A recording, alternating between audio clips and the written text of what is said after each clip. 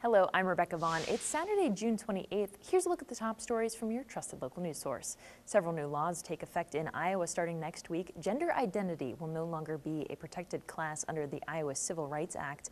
This makes Iowa the first state to remove gender identity protections from its civil rights code. Another law would regulate pharmacy benefit managers, which are essentially middlemen in drug cost negotiations. And another says cities and counties can't ban or limit the use of fireworks on July 3rd and 4th, as well as on New Year's Eve. Other new laws going into effect can be found at kcrg.com. Friday marked 30 years since news anchor Jody Huisentruit went missing. On June 27, 1995, she overslept and told her producer she was coming in but never showed up. Her co-workers at KIMT-TV gathered to reflect on their loss yesterday. And I never thought worst case scenario would be a reality.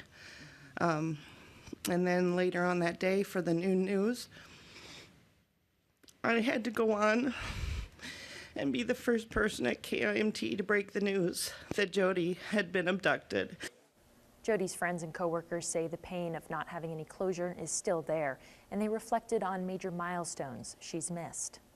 I wish my daughters could have met her. She would have been a great model for them, a bright, bold, and fearless example of what it looks like to chase your goals and lift others up along the way. Jody's body has never been found and no one has ever been arrested. Police are still investigating this case. This past spring, a Cerro Gordo County judge unsealed a search warrant which was issued to track a person of interest in the case who has since died. Waterloo says it has finished a major sewer project decades ahead of schedule, ending a federal decree. The city entered an agreement with the Environmental Protection Agency and the state of Iowa back in 2015.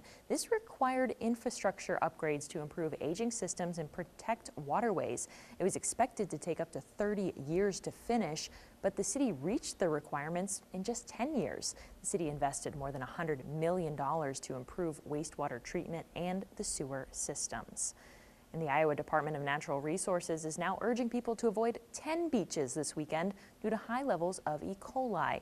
In eastern Iowa, this includes Backbone Beach in Delaware County, Lake Darling Beach in Washington County, and Union Grove Beach in Tama County. Swimming in contaminated water can lead to various bacterial infections. A full list of spots where swimming is not recommended can be found at kcrg.com. And of course, you can stay on top of what's happening by following KCRG on Facebook, Instagram, and YouTube. You can get the latest news and your first alert forecast anytime on kcrg.com.